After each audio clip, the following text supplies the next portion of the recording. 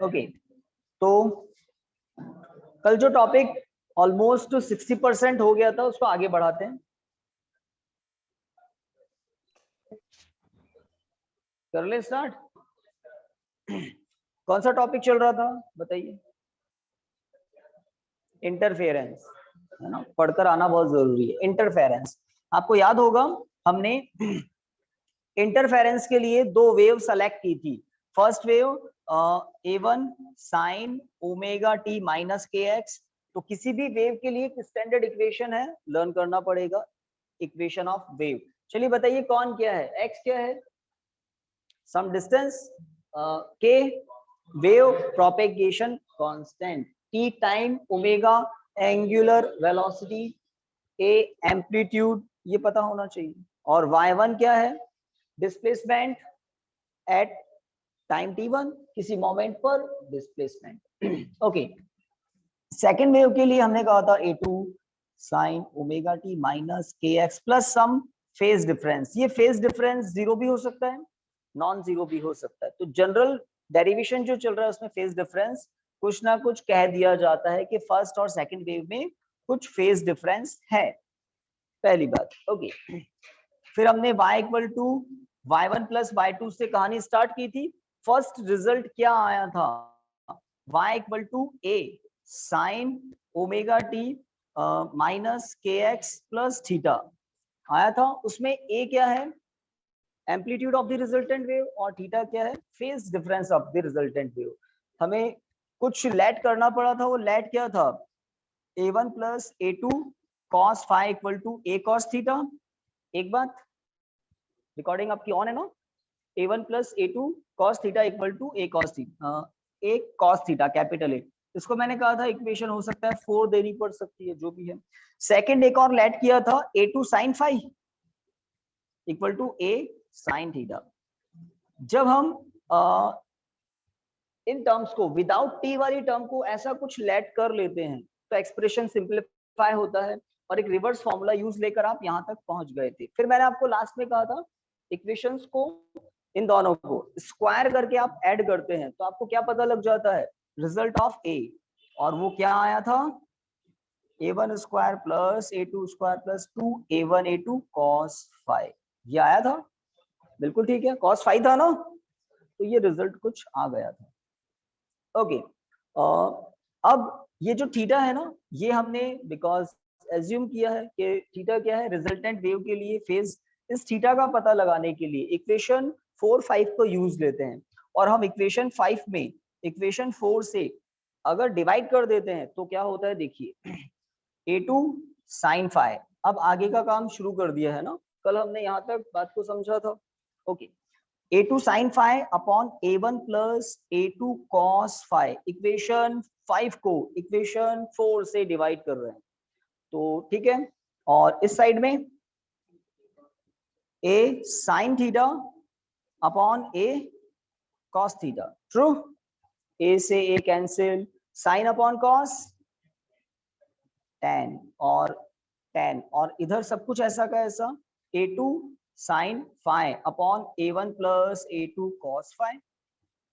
तो theta equal to, in general ये formula wrong नहीं है, थीटा को ऐसा लिख देते हैं, कैसा लिख देते हैं? tan इनवर्स, और इस तरह से क्या, a2 sin phi upon a1 plus a2 cos phi, ऐसा लिख देते हैं, ऐसा लिख देते हैं। यहाँ पर आप थोड़ा ध्यान दें, a1 a2 और phi, a1 a2 phi, इन तीनों की टर्म में आपको क्या पता लगता है? अननोन। अननोन मतलब थीटा। और हमें क्या नोन है? Amplitude of first wave, amplitude of second wave, phase difference between the two waves, ये हमें पता होता है। और इन नॉन फिजिकल क्वांटिटीज की टर्म में कल हमने रिजल्टेंट वेव का एम्पलीट्यूड पता कर लिया था। आज हमने इक्वेशन 5 में 4 से डिवाइड करके tan थीटा पता कर लिया। तो ये थर्ड रिजल्ट था।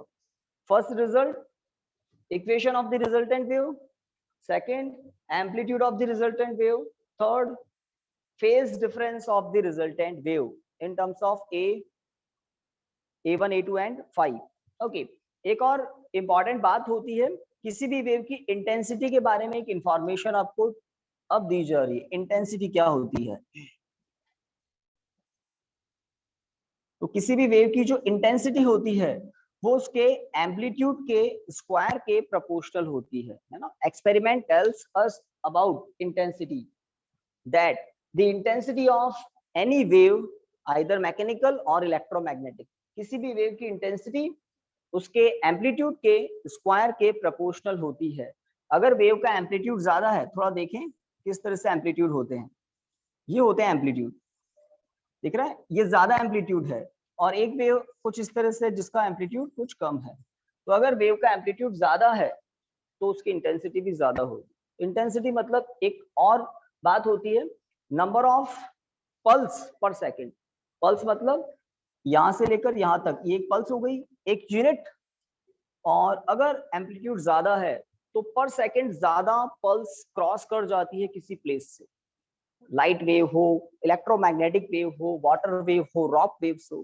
तो एक्सपेरिमेंट्स एक इंफॉर्मेशन हमें देते हैं जो आपको मैंने अभी बताई। The intensity of any wave is always proportional to its square of its amplitude. Okay guys, first wave जो है उसका एम्पलीट्यूड मैंने कितना लिखा है? a1। तो अगर मैं फर्स्ट वेव के लिए इंटेंसिटी को कह दूं i1, तो i1 किसके प्रोपोर्शनल होगा?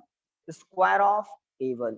Similarly, if I2 be the intensity of the second wave, then it is proportional to a2 square. Okay, because interference में दोनों वेव कहाँ ट्रेवल करती है? एक ही मीडियम में, एक ही लाइन पर, एक ही डायरेक्शन में। तो जब दोनों वेव एक ही मीडियम में ट्रेवल कर रही है तो जो प्रोपोर्शनलिटी कांस्टेंट आप अप्लाई करेंगे वो 100% जो भी होगा सेम होगा, बिकॉज दोनों वेव एक ही मीडियम में है। तो ये होता है प्रोपोर्शनलिटी कांस्टेंट। इसकी वैल्यू मीडियम पर डिपेंड करती है कि वेव किस मीडियम में ट्रेवल कर रही है। इंटरफेरेंस के केस में मीडियम बिकॉज सेम होता है, इसलिए दोनों में प्रोपोर्शनलिटी कांस्टेंट सेम है। फर्स्ट वेव और सेकंड वेव की इंटेंसिटी के फॉर्मूलाज आपको दिख रहे हैं। ओके, एक रिजल्टेंट वेव भी यहां दिख रही है, दिख रही है, ठीक है। If I be the intensity of the resultant wave then I is proportional to A square. जो आपको नोट सेंड किए ना वहां पर ये जो एम्पलीट्यूड है ना, वहां पर उस स्टूडेंट ने थोड़ा कट करके और कुछ ओवर राइटिंग की। तो आप अपने दिमाग में फिक्स कर लेना, फर्स्ट वेव के लिए एम्पलीट्यूड a1 स्मॉल लेटर में, सेकंड वेव के लिए a2, और जो रिजल्टेंट वेव है उसके लिए एम्पलीट्यूड कैपिटल। मैंने यही लिखवाया था, बाद में उन्होंने थोड़ी कटिंग भी की है। तो रिजल्टेंट वेव का एम्पलीट्यूड उन्होंने कैपिटल ए की जगह स्मॉल ए ही लिखा हुआ है। लेटर सिंबल आप अपने कंफर्ट के अकॉर्डिंग चेंज कर सकते हैं। हमने जो लिखे हैं ना, आप ऐसा लिख लें एग्जाम में कोई फर्क नहीं पड़ता, या आपको स्कूल्स में जो सिंबल यूज लेने के लिए कहते हैं वो यूज ले ले। कॉन्सेप्ट समझें, सिंबल आप अपने कंफर्ट के अकॉर्डिंग चेंज भी कर सकते हैं, ठीक है। हाँ, तो मैंने आपको फर्स्ट वेव की इंटेंसिटी का, सेकंड वेव की इंटेंसिटी का इंफॉर्मेशन दिया। अब जो रिजल्टेंट वेव है उसकी इंटेंसिटी उसके एम्पलीट्यूड के स्क्वायर के प्रोपोर्शनल। और ये रिजल्टेंट वेव कहाँ ट्रेवल करती है? उसी मीडियम में जहां फर्स्ट और सेकंड ट्रेवल कर रही है। भाई रिजल्टेंट वेव कहाँ बनती है? उसी मीडियम में, वहीं बनती है उन्हीं दोनों से। तो इस यहाँ पर भी प्रोपोर्शनलिटी कांस्टेंट आप देखिए के ही है, ठीक है। तो यहाँ पर मैंने इंटेंसिटीज के फॉर्मूलाज आपको बताए। अब फोर्थ वर्क हम कर सकते हैं क्या? हम रिजल्टेंट वेव की जो इंटेंसिटी है उसका फॉर्मूला भी फॉर्मुलेट कर सकते हैं in terms of I1, I2 and phi. अगर फर्स्ट वेव आपको गिवन है तो फर्स्ट वेव की इंटेंसिटी भी गिवन है, सेकंड वेव गिवन वेव है, that means I2 is also given, phi is given. तो I1, I2, फाई की टर्म में हम capital I intensity of the resultant wave formulate करेंगे। कैसे? इस फॉर्मूले से स्टार्ट करते हैं हम। If I be the intensity of the resultant wave then it can be written as, सबसे पहले इसी का एम्पलीट्यूड है कैपिटल ए, और इस I को आप अब ऐसे कह सकते हैं ना, देखिए a1 square plus a2 square plus 2 a1 a2 cos phi. बताइए क्या किया मैंने? कल जो फॉर्मूला फॉर्मुलेट किया था ना, ये इसको यूज ले लिया है ना। अंडर रूट है वहां पर, यहाँ पर a का स्क्वायर है तो अंडर रूट से स्क्वायर कैंसिल, बिल्कुल ठीक है। तो यहाँ पर इस पूरे की पावर क्या है 1 है ना, अंडर रूट से स्क्वायर कैंसिल।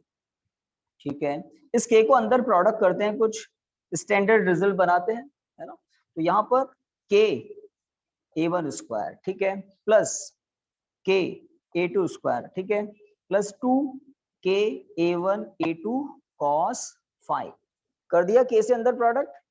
ये जो फर्स्ट टर्म है क्लियर पता लग रहा है ये क्या है, फर्स्ट वेव के लिए इंटेंसिटी।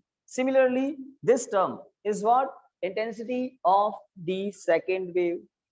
इस टर्म को थोड़ा सा है ना ट्रांसफॉर्म करना पड़ेगा, इसके साथ थोड़ा सा चेंज करना पड़ेगा। वो क्या चेंज करेंगे देखिए, I इक्वल टू के a1 स्क्वायर के a2 स्क्वायर टू रूट के a1 स्क्वायर अंडर रूट के a2 स्क्वायर cos 5। तो आप ये के a1 a2 है ना, इस पर फोकस करें। आप सब अच्छे से जानते हैं क्या है ना, स्क्वायर भी कर दिया अंडर रूट भी कर दिया तो वापस एक्स ही आ जाएगा ना। बस इस ट्रिक को यूज लिया है, इस ट्रिक को यूज लिया है। अगर आपके पास x है तो x को आप root x into root x लिख सकते हैं। ट्रिक है, root x into root x क्या होता है x। तो यहाँ पर k तो था ना, सिंगल k तो था, मैंने अंडर रूट में 2 बार k लिख दिया। ओनली k पर फोकस करें अभी, तो अंडर रूट के अंदर k लिखा है। और अभी अभी बताया था x को आप ऐसे भी लिख सकते हैं। तो a के साथ ऐसा किया है, जो a1 है उसको मैंने अंडर रूट में क्या लिख दिया a1 स्क्वायर, जो a2 था उसको भी अंडर रूट में क्या लिख दिया a2 स्क्वायर। तो इन दो कॉन्सेप्ट को यूज लिया है, a1 a2 पर तो ये कॉन्सेप्ट और k के साथ ये कॉन्सेप्ट यूज लिया। ठीक बात, आ गया अंडर रूट में सिस्टम। जब ये ट्रिक यूज ले लेते हैं तो आप कंप्लीटली इन I1 I2 को यूज ले सकते हैं, कंप्लीटली यहाँ पर भी यहाँ पर भी यहाँ पर भी यहाँ पर ले सकते हैं ना I1 I2 को, अब यूज ले सकते हैं। यहाँ पर हम यूज नहीं ले पा रहे थे, यहाँ तो ले पा रहे थे, यहाँ भी ले पा रहे थे, यहाँ नहीं ले पा रहे थे उस I1 I2 को, अब ले सकते हैं ना। तो एक ट्रिक था कि A1 A2 को हमने अंडर रूट के अंदर किस तरह से अरेंज किया है, वो एक ट्रिक है। रॉन्ग तो नहीं है, रूट के हो जाएगा, a1 स्क्वायर अंडर रूट में है तो ये a1, a2 square under root में है तो ये a2। ट्रिक है और वो ध्यान रखनी पड़ेगी। तो I इक्वल टू क्या हुआ, I1 I2 twice of root I1 twice of root I2 cos 5। देखो सही है ना, फर्स्ट वेव सेकंड वेव की इंटेंसिटी कंप्लीटली हमने यहाँ पर वैल्यू पुट कर दी। ठीक है, this is the fourth result, intensity of resultant wave in terms of I1 I2 and 5, fourth result. अब आपको इस टॉपिक में 2 पार्ट समझने हैं, कंस्ट्रक्टिव और डिस्ट्रक्टिव इंटरफेरेंस क्या होता है। इंटरफेरेंस कंस्ट्रक्टिव कब होगा, डिस्ट्रक्टिव कब होगा। तो गाइस फाई जो है ना, ये फाई सब कुछ चेंज कर देता है। कैसे, देखिए, if the value of phi is 0 degree, 2 pi 0 radian, 2 pi radian, 4 pi radian and so on, 0 2 4, एक और लिख देता हूं चलिए 6 पाई। समझ गए, मतलब इवन मल्टीपल ऑफ पाई, 0 को 2 को 4 को इवन कहते हैं। 0 इवन में काउंट होता है अगर आपको मालूम हो, 0 2 4 6 8 ये इवन नंबर में काउंट होते हैं। तो अगर फाई फेज डिफरेंस पाई का इवन मल्टीपल हो तब एम्पलीट्यूड मैक्सिमम रिसीव होता है, इंटेंसिटी भी मैक्सिमम रिसीव होती है, और इसे कहते हैं condition of constructive interference. Constructive मतलब कुछ एडअप होना। देखिए आपको यहाँ पर जो स्टार लगा रहा हूं इस इक्वेशन को देखें, अगर हम फाई की वैल्यू उनमें से कोई सी भी यूज ले लें तो 100% कॉस फाई की वैल्यू क्या मिलेगी, +1। बिल्कुल सही सोच रहे हैं, फाई की इन वैल्यूज के कॉरस्पॉन्ड कॉस फाई ऑलवेज कितना होता है, +1। तो इस फॉर्मूले में अगर कॉस फाई की वैल्यू +1 यूज ले लें तो आपको ए की वैल्यू कैसी मिलेगी, बताओ कैसी मिलेगी, ऐसी मिलेगी, a1 + a2, a1 + a2 का होल स्क्वायर अंदर बन जाएगा ना, सोच पा रहे हैं। कब? जब फाई की वैल्यू क्या हो? +1। तो अंदर क्या बना? a1 + a2 का होल स्क्वायर से अंडर रूट कैंसिल। तो a मैक्सिमम मिलता है इस केस में। किस केस में? अगर फाई की वैल्यू इनमें से कुछ है तो, एंड सो ऑन। और यही होती है कंडीशन ऑफ कंस्ट्रक्टिव इंटरफेरेंस। तो आपको क्या ध्यान रखना है? पाई का इवन मल्टीपल, पाई का इवन मल्टीपल अगर फाई है तो कैसा इंटरफेरेंस होता है? कंस्ट्रक्टिव। और कंस्ट्रक्टिव इंटरफेरेंस के केस में ए मैक्सिमम होता है। अब ए मैक्सिमम होगा तो आई क्या होगा? मैक्सिमम। आई मैक्सिमम क्या होता है? सोचिए इधर से, ये स्टार लगा दिया यहाँ पर, वही cos फाई +1 होगा। तो यहाँ पर भी होल स्क्वायर बनता है, अगर आप सोच पा रहे हैं तो, √i1 + √i2 और इसका होल स्क्वायर, है ना, क्योंकि cos फाई क्या हो जाएगा इस केस में? +1। तो जब इसका होल स्क्वायर ओपन करेंगे तो क्या आएगा? i1 + i2 + 2 √i1 √i2। So these are the special results. In the case of constructive interference, the amplitude becomes maximum, which is a1 + a2. Intensity also becomes maximum, which is √i1 + √i2 whole square, where i1 i2 is what? Intensity of the first and second wave respectively. Okay, तो constructive interference के case में phi की value आपको बहुत अच्छे से ध्यान रखनी है। अब डिस्ट्रक्टिव की बात बताते हैं। कंस्ट्रक्टिव का उल्टा हो गया ना, अपोजिट, डिस्ट्रक्टिव। तो देखिए, if phi is pi, 3 pi, 5 pi and so on, that means if the phase difference between two waves is odd multiple of pi, true, 1 3 5 7 9, if the phase difference between two waves is odd multiple of pi, then the intensity of, then the amplitude and intensity of the resultant wave becomes minimum. कैसे? तो minimum कैसे होगा? तो वहां जाकर देखना पड़ेगा। इस केस में कॉस की वैल्यू क्या आएगी? -1। थोड़ा सोचिए, अगर फाई पाई हो, 3 पाई हो, 5 पाई हो, तो इन फाई की वैल्यूज के कॉरस्पॉन्ड आपको कॉस फाई ऑलवेज कितना मिलता है? -1 -1 -1। तो यहाँ पर वो -1 जो आएगा वो यहाँ पर कौन सा साइन कर देगा? माइनस। अब ये कौन सा होल स्क्वायर हो गया? a - b का होल स्क्वायर से अंडर रूट कैंसिल। तो ए मिनिमम क्या रिसीव होगा? a1 - a2। सही बात, या a2 - a1, जो चाहे आप लिखें, a1 - a2 हमने लिख दिया। सिमिलरली हियर, यहाँ पर cos फाई की वैल्यू क्या आ जाएगी? -1, और ये -1 यहाँ भी पहुंचेगा। ठीक बात। तो अगर फाई की वैल्यू पाई का ऑड मल्टीपल हो तो cos फाई की वैल्यू ऑलवेज -1 होती है। उस केस में एम्पलीट्यूड, उस केस में इंटेंसिटी मिनिमम रिसीव होते हैं, मिनिमम मिलते हैं।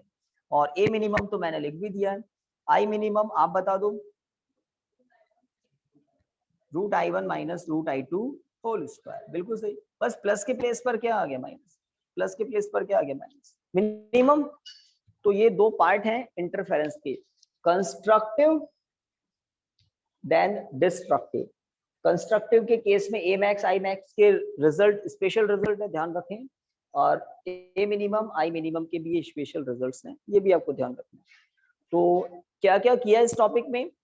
आपको इंटरफेरेंस की डेफिनेशन लर्न करनी पड़ेगी, बड़ी सी। देन आपको दो वेव अपने से सेलेक्ट करनी पड़ेगी खुद से, y1 = a1 sin ωt - kx, y2 = a2 sin ωt - kx + phi।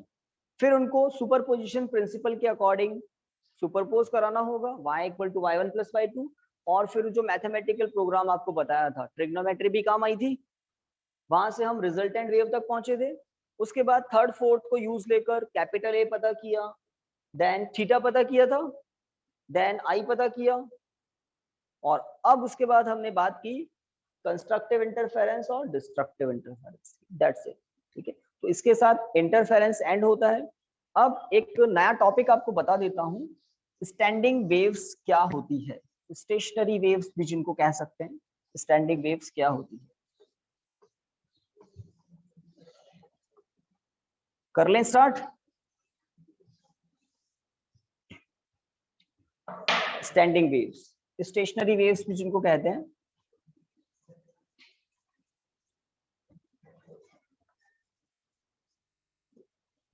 Stationery और स्टैंडिंग वेव्स क्या होती है? तो गाइस जो गिटार वगैरह होते हैं ना, उनमें स्ट्रेच्ड वायर होता है, मेटल का वायर है ना, उसको हम कहीं से एक तरह से डिस्टरबेंस जनरेट करते हैं, तो ट्रांसवर्सल वेव्स पहले तो ट्रेवल करती है, ट्रांसवर्सल वेव्स ट्रेवल करती है और वो रिजिड जहां से टाई किया हुआ है वायर को, वहां पर स्ट्राइक करती है और वापस लौट कर आती है, वापस लौट कर आती है, मतलब एक तरह से रिफ्लेक्ट होकर आती है। अब जो वेव गई थी वही वापस लौट कर आ रही है, that means frequency same, amplitude same, angular frequency, frequency same, amplitude same, जो वेव गई थी वही आ रही है। क्या डिफरेंट है? क्या डिफरेंट है? डायरेक्शन। और डिफरेंट क्या है? डायरेक्शन तो एग्जैक्टली ऑपोजिट है। जो वेव जा रही है वही रिफ्लेक्ट होकर आ रही है, वेव्स कंटिन्यूअसली जा भी रही है और रिफ्लेक्ट होकर आ भी रही है। तो इस तरह से अगर सेम फ्रीक्वेंसी, सेम एम्पलीट्यूड है ना, ऐसी दो वेव्स हैं और वो एक ही लाइन पर ट्रेवल कर रही है और सुपरपोज करती है अपोजिट डायरेक्शन में, एक ही लाइन पर है बट अपोजिट डायरेक्शन में, समझ सकते हैं? एक ही लाइन पर है बट अपोजिट डायरेक्शन में ट्रेवल करती है, सुपरपोज करती है, और उनके सुपरपोजिशन से जो वेव जनरेट होती है उसको हम कहते हैं standing waves, because these waves does not travel in any direction। Standing waves किसी भी डायरेक्शन में फिर ट्रेवल नहीं करती है, वो एक ही जगह पर बस ऑसिलेट करते रहते हैं, पार्टिकल्स वाइब्रेट करते रहते हैं, वो एनर्जी ट्रेवल नहीं करती है कहीं भी। देखिए, तो स्टैंडिंग वेव्स का एक सिंपल डायग्राम है। अगर ये वायर है ना, this is rigid support, this is rigid support, और इसके बीच में एक मेटल का स्ट्रेच्ड वायर है, ठीक है। और हमने अभी यहाँ पर कोई डिस्टरबेंस जनरेट नहीं किया है। मैंने सबसे पहले आपको एग्जांपल दे दिया था, बेस्ट एग्जांपल गिटार में जो वायर्स होते हैं उसका एग्जांपल। तो यहाँ पर और यहाँ पर ये रिजिड सपोर्ट है। अगर हम इसमें डिस्टरबेंस जनरेट कर दे कहीं, तो लूप्स जनरेट हो जाएंगे, एनर्जी कैरी करेगी। डिस्टरबेंस देना मतलब आपने कहीं कुछ डिस्टरबेंस दे दिया, तो लूप जनरेट होते हैं, वो एक एंड से दूसरे एंड की तरफ जाने लगते हैं। अब ये जो एंड है ये आगे ओपन नहीं है, बाउंड्री है, तो वहां से रिफ्लेक्ट होकर वो वापस आता है। तो जब डिस्टरबेंस यहाँ से जाते हैं, यहाँ पर टकराते हैं और वापस आते हैं, तो जब वो वापस आते हैं तो इसी तरह से वो एक दूसरे से ओवरलैप करते हैं, और ओवरलैप करने से क्या बनती है? Standing waves. अगर वायर के पार्टिकल्स मतलब आयरन के पार्टिकल, मेटल के पार्टिकल, अगर इस एंड पर पार्टिकल ऊपर की तरफ वाइब्रेट कर रहे हैं, तो इस एंड वाले पार्टिकल उसी टाइम पर नीचे की तरफ जाएंगे, और हाफ टाइम के बाद जब ये वाले पार्टिकल नीचे की तरफ जाएंगे तो ये वाले पार्टिकल ऊपर जाएंगे, और इस तरह से ऑसिलेशन चलता रहता है। बस आपको ये ऑसिलेशन दिखाई देता है, ये वेव कहीं ट्रेवल नहीं करती है, बस अपने ही प्लेस पर आपको बनती और डिस्ट्रॉय होती हुई है ना, फॉर्म होती हुई, डिस्ट्रॉय होती हुई दिखाई देती है। तो डेफिनेशन क्या हुई? इंपॉर्टेंट बात, if two waves of same frequency, same amplitude, है ना, superpose on each other by traveling along a line in opposite direction, then the resultant wave so form does not move in any direction. These waves are called standing waves। तो opposite direction important है इसमें, opposite direction में travel करती हुई superpose करनी चाहिए, और सब कुछ सेम होना चाहिए उनका, बस डायरेक्शन अपोजिट होनी चाहिए, बाकी सब कुछ सेम। तब क्या बनती है? Standing waves. आप ऐसा समझ लें, जो वेव पॉजिटिव डायरेक्शन में एनर्जी कैरी कर रही है, ऐसी की ऐसी एनर्जी नेगेटिव डायरेक्शन से भी आ गई, तो अब जो वेव बनेगी वो कहीं एनर्जी ट्रेवल नहीं करेगी, वो अपनी ही जगह पर आपको दिखाई देगी, बस वाइब्रेट करती। हाँ, ये जो वाइब्रेशन होते हैं ये एयर में, इंपॉर्टेंट बात, ये जो वाइब्रेशन होते हैं ना, ये एयर में लॉन्गिट्यूडनल साउंड प्रोड्यूस जरूर करती है। गिटार वगैरह से हमें क्या सुनाई देता है? म्यूजिक, मतलब सम साउंड। तो ये वेव्स इस तरह से वाइब्रेट करती है कि एयर में लॉन्गिट्यूडनल वाइब्रेशंस जनरेट कर देती है, बस इतना काम करती है। और हॉरिजॉन्टल डायरेक्शन में अब ये कहीं भी एनर्जी ट्रेवल नहीं करती, बस लॉन्गिट्यूडनल वाइब्रेशन जनरेट करने लग जाती है। ओके, इसीलिए गिटार में हम यूज लेते हैं इन स्टैंडिंग वेव्स को। बहुत सारे जहां भी और भी जो भी म्यूजिकल इंस्ट्रूमेंट है उनमें बाउंड्री होती है कुछ ना कुछ, उस बाउंड्री से वेव वापस टकरा कर आती है और उनमें बन जाती है स्टैंडिंग वेव्स, और स्टैंडिंग वेव्स एयर में लॉन्गिट्यूडनल वाइब्रेशन जनरेट कर देती है और हमें हमारे ईयर्स को पता लग जाता है।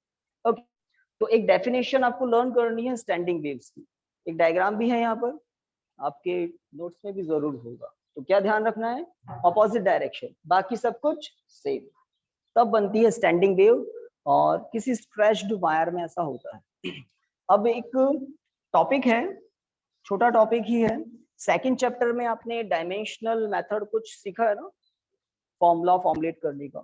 तो किसी स्ट्रेच्ड वायर के अंदर जो ट्रांसवर्सल वेव ट्रेवल होती है, जैसे डिस्टरबेंस जनरेट किया तो ट्रांसवर्सल वेव जाएगी, ट्रांसवर्सल वेव जाएगी, उस ट्रांसवर्सल वेव की स्पीड क्या होगी। जैसे बहुत बड़ा सा वायर है ना, इस वॉल से लेकर सामने वाली वॉल तक हमने वायर एक स्ट्रेच किया हुआ है, कोई पर्सन आया यहाँ डिस्टरबेंस जनरेट किया तो दिखाई देगा आपको डिस्टरबेंस ट्रेवल कर रहा है, तो किसी पर्टिकुलर स्पीड से वो दूसरे एंड तक जाएगा। स्पीड की बात करेंगे इस टॉपिक में हम, स्पीड, और किसकी स्पीड, स्पीड ऑफ वेव इन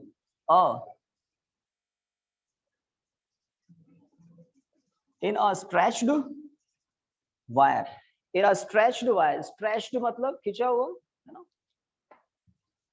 तो इसका डायग्राम बनाते हैं, चलिए देखिए, जैसे मैं एक यहाँ रिजिड सपोर्ट ले लिया, यहाँ से एक वायर को स्ट्रेच किया हुआ है मैंने, और यहाँ से लेट एक पुली से वायर को होते हुए यहाँ से नीचे यहाँ एक लोड अप्लाई कर दिया। तो आपको कंडीशन कुछ दिखाई दे रही है, ये वायर है, ये पुली है, और यहाँ पर एक लोड अटैच किया हुआ है। तो बिकॉज ऑफ लोड वायर कैसा होगा, टेंशन में होगा, स्ट्रेच है ना, तो वायर में कुछ टेंशन होगा, स्ट्रेच होगा, ठीक है। यहाँ से यहाँ तक वायर की कुछ लेंथ है लेट एल, और यहां से यहां तक वायर का कुछ मास है लेट एम, कैपिटल एम मान लेते हैं, कैपिटल एम। तो capital M upon small l, ये क्या होगा, मास ऑफ यूनिट लेंथ। तो जो गिटार वगैरह होते हैं उसमें वायर की जो थिकनेस होती है उसमें उसका बड़ा रोल होता है, म्यूजिक कैसा आएगा। अगर वायर थिक है या वायर बहुत थिन है तो साउंड डिफरेंट हो जाता है, जो आपको सुनाई देता है वो साउंड कुछ डिफरेंट हो जाता है। और सेलेक्ट किया जाता है क्या, मास पर यूनिट लेंथ, मास पर यूनिट लेंथ मतलब वायर थिन है या थिक है, तो total mass of the wire upon total length of the wire, ये होता है मास पर यूनिट लेंथ।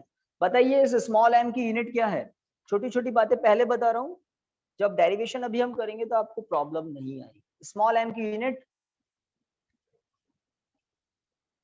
सही लिखी मैंने, kg into metre inverse, kg पर metre, mass upon length, mass पर यूनिट लेंथ, सही बात है। बिकॉज है ये स्मॉल एम, बट ये स्मॉल एम है क्या, मास पर यूनिट लेंथ, तो यूनिट ये होगी इसकी।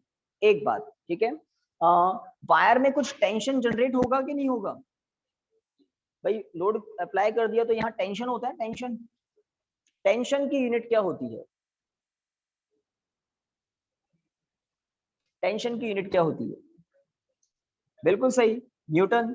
न्यूटन मतलब kg into metre into second power -2, kg into metre पर सेकेंड स्क्वायर, भाई F equal to m a होता है ना। तो टेंशन एक्चुअल में फोर्स होता है, फोर्स की यूनिट न्यूटन, और एम के सिस्टम में ऐसा भी लिख सकते हैं, बिल्कुल ठीक है।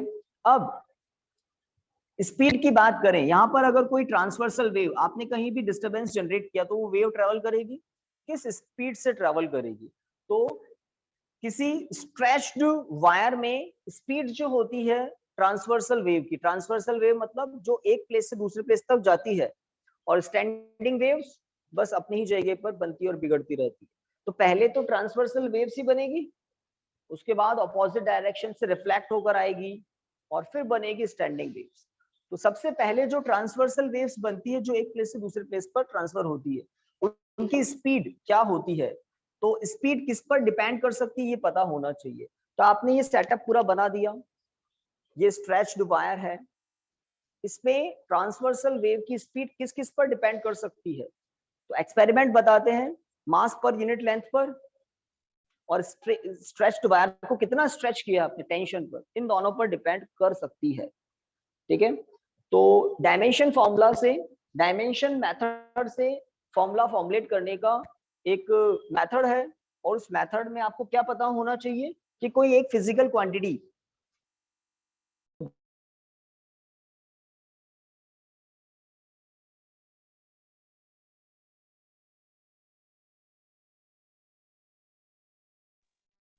पहली बात मास पर यूनिट लेंथ पर, दूसरी बात टेंशन पर, इन दो पर डिपेंड करती है और किसी पर नहीं। तो देखिए let m to the power a t to the power b, देखो मेथड जिसे आपको एक बार करवाया था ना time period of simple pendulum के लिए, तो हम एज्यूम करते हैं कि हो सकता है इस पर डिपेंड करेगा, कैपिटल टी इस पर करेगा, उनकी कुछ एक्सपोनेंट्स अप्लाई कर देते हैं हम। ए बी सी के बारे में हमें पता नहीं होता है, बट डायमेंशनल मेथड से हम इन स्मॉल ए स्मॉल बी का पता लगा लेते हैं, ठीक है। ओके, और प्रोपोर्शनलिटी कांस्टेंट कुछ अप्लाई कर देते हैं कि दिस इज आवर इक्वेशन 1। तो सबसे पहली इंपॉर्टेंट बात, let the speed of wave in a stretched wire is depend on mass पर unit length of the wire, tension in the wire, इन दो पर डिपेंड करती है। अगर आप स्मॉल m को चेंज करते हैं स्पीड चेंज हो जाएगी, टेंशन चेंज करते हैं स्पीड चेंज हो जाएगी। तो डिपेंड किस पर करती है? इन दोनों पर। हमने इनकी कुछ एक्सपोनेंट्स अप्लाई कर दी ए और बी, जब ए और बी पता लग जाएगा तो हमारा फॉर्मूला आ जाएगा, ठीक है। हमें क्या पता है, स्पीड की यूनिट क्या होती है? मीटर पर सेकेंड, ठीक बात। स्पीड की आपको यूनिट पता है, मास पर यूनिट लेंथ की यूनिट आपको पता है, ये m क्या है? मास पर यूनिट लेंथ। टेंशन की यूनिट आपको पता है, यूनिट पता है तो डायमेंशन फॉर्मूला पता है। चलिए v का डायमेंशन फॉर्मूला बताइए। हाँ ठीक है क्या? बिल्कुल ठीक है। ओके, k का कुछ नहीं होता, प्रोपोर्शनलिटी कांस्टेंट है। m का, m मास पर यूनिट लेंथ है, ध्यान रखना। तो इसका डायमेंशन फॉर्मूला क्या होगा?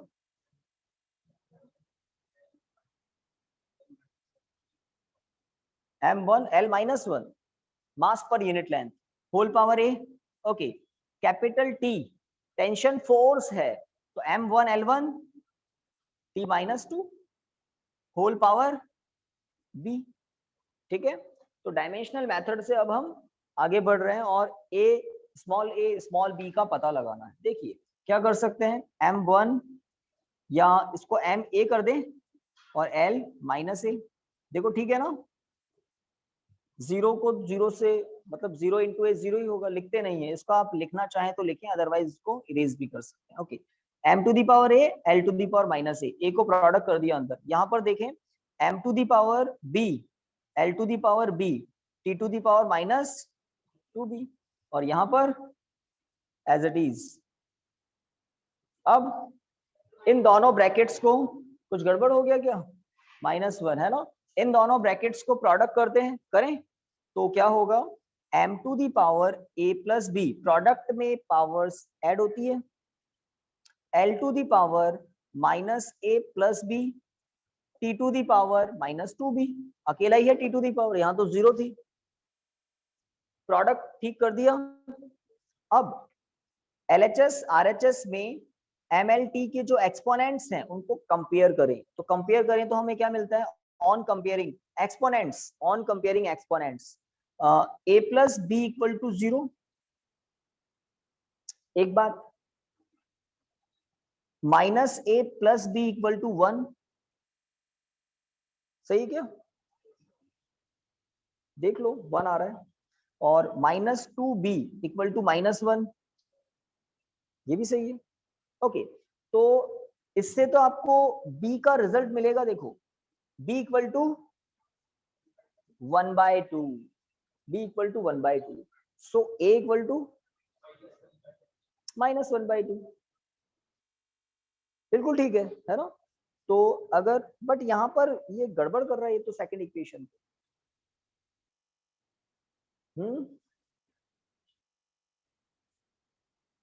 ये भी तो सेटिस्फाई करना चाहिए, इसको तो पता नहीं लग रहा है, बट ए और बी की वैल्यू तो कुछ सही पता लग रही है। देखिए जब बी की वैल्यू आप यहाँ यूज लेंगे तो यहाँ से आपको क्या मिलेगा, a प्लस 1/2 इक्वल टू 0। देखो b की वैल्यू 1/2 आ रही है ना इधर से, यहाँ से a plus 1/2 equal to 0, so a equal to -1/2 है ना।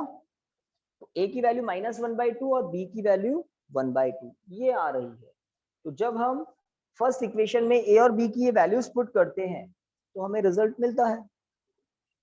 कुछ तो मिस्टेक मुझे लग रही है, आप चेक करना। a और b की वैल्यू तो सही आ गई है, बट यहाँ पर ये सेटिस्फाई नहीं कर रही, शायद कर रही है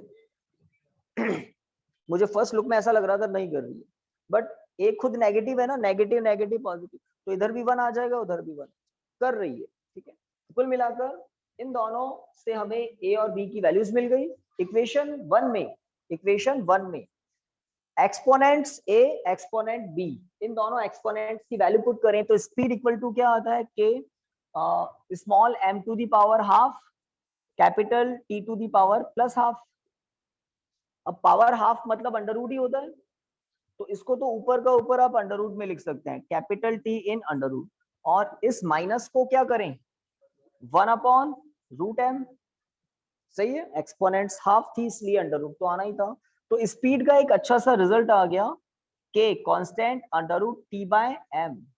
ये रिजल्ट है स्पीड के लिए, ये रिजल्ट है स्पीड के लिए।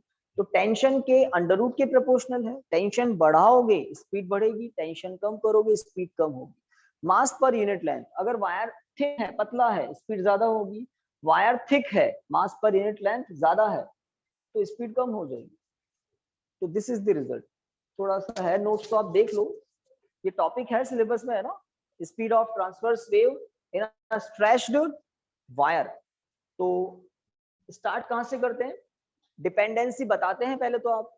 The speed of transverse wave in a stretched wire depends on mass पर unit length of the wire and tension in the wire. That is, फिर दैट इज से आप स्टार्ट कर देते हैं। सो v is proportional to m to the power a into t to the power b, then proportionality constant, और इसको equation 1 put कर देते हैं। फिर LHS RHS में जो भी डायमेंशन फॉर्मूलाज आपको याद है वो लिखते हैं।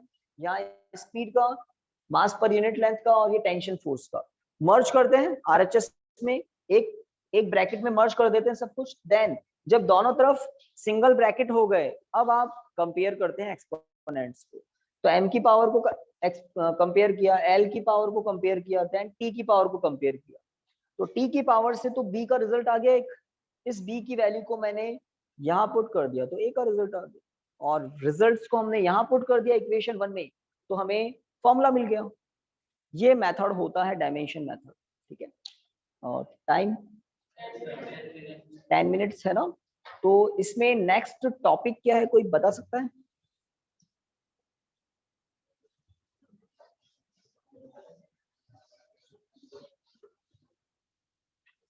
चलिए क्वेश्चन पहले सॉल्व कर लेते हैं, क्योंकि हो सकता है क्वेश्चन मिल जाए आपको।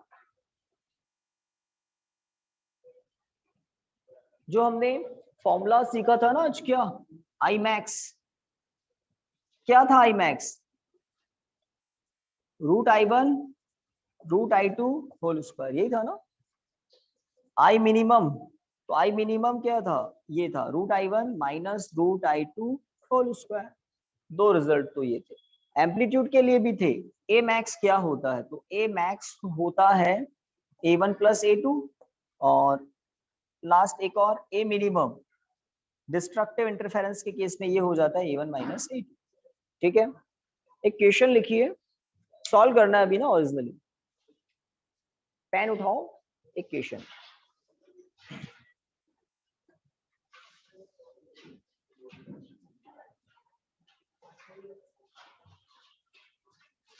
देखिए, the ratio of amplitude of the ratio of amplitude of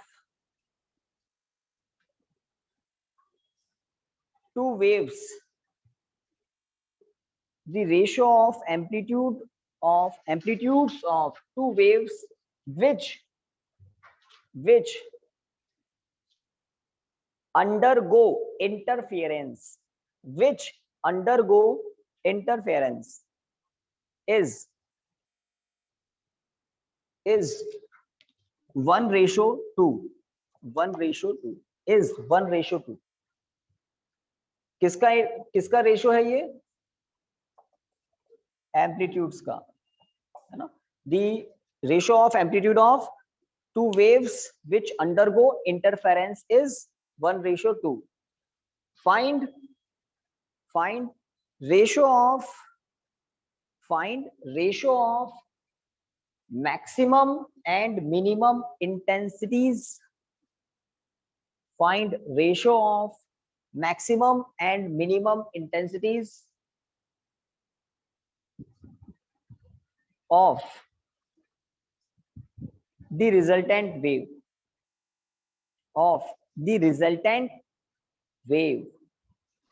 तो दो वेव है, इंटरफेरेंस करेगी, एक सिंगल वेव बनेगी।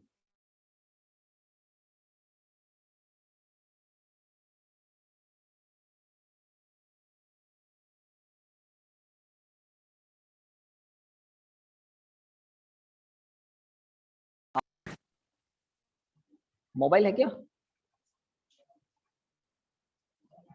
बात कर लो, घर से फोन आ रहा है।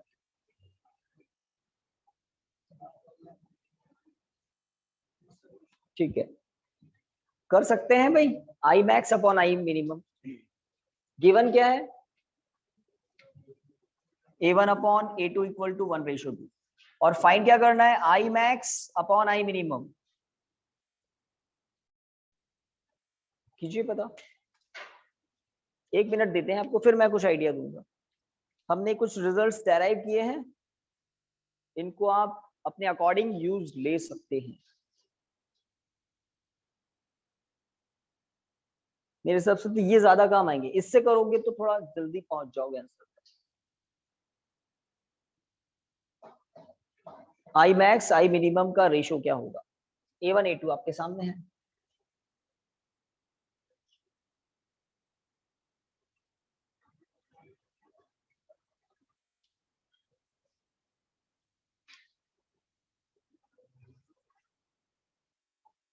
यहाँ पर आप थोड़ा कंफ्यूज हो सकते हैं, थोड़ा ही हो सकते हैं, बट ज्यादा नहीं होंगे, है ना।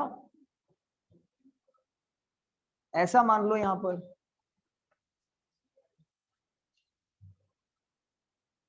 A2 अपॉन A1 आपके अकॉर्डिंग, क्योंकि ज्यादा में से कम को सब्ट्रैक्ट करोगे ना पॉजिटिव आ जाए। वैसे तो दोनों ही सही है, क्योंकि स्क्वायर होता है एम्पलीट्यूड का जब इंटेंसिटी फाइंड करते हैं।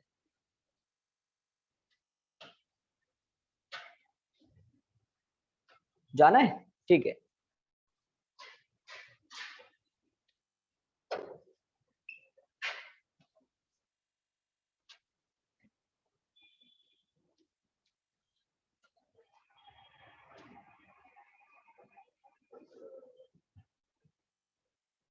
ओके, तो अब इधर देखिए, प्रैक्टिकली सोचना है। कोई दो वेव ट्रेवल कर रही है, म्यूचुअली क्या करती है? इंटरफेरेंस करती है। आपको गिवन क्या है? उनके एम्पलीट्यूड्स का रेशो A1 बाय A2 का है या A2 बाय A1, उनका रेशो 1/2 है। ठीक है, अब देखिए आई मैक्स क्या होता है? के ए मैक्स स्क्वायर होता है या नहीं होता है? खुद सोचिए, किसी भी वेव के लिए इंटेंसिटी उसके एम्पलीट्यूड के स्क्वायर के प्रोपोर्शनल होती है। आई मैक्स किसके प्रोपोर्शनल होगा? आई मैक्स ए मैक्स के स्क्वायर के प्रोपोर्शनल होगा ना। सिमिलरली आई मिनिमम क्या होगा? के ए मिनिमम स्क्वायर, दैट्स इट। तो किसी भी वेव की इंटेंसिटी उसके एम्पलीट्यूड के स्क्वायर के प्रोपोर्शनल होती है। कंस्ट्रक्टिव इंटरफेरेंस के केस में दोनों मैक्सिमम होते हैं, एम्पलीट्यूड भी इंटेंसिटी भी, और डिस्ट्रक्टिव के केस में दोनों मिनिमम होते हैं। यहां से आप देखें, के से के तो कैंसिल हो जाएगा, और ए मैक्स क्या होता है? के से के कैंसिल, तो ए मैक्स होता है A1 plus A2 whole square. A minimum आप जानते हैं A1 minus A2 whole square. 9:1 आ जाएगा। 1 प्लस 2 भाई रेशियो है ना, तो यहाँ आप क्या लिख सकते हैं? इसको ऐसा लिख सकते हैं आप, like A2 equal to 2A1, या क्या लिख सकते हैं बताइए? यहां से A2 इक्वल टू 2A1 या A1 equal to 2A2? A1 equal to 2A2 है ना।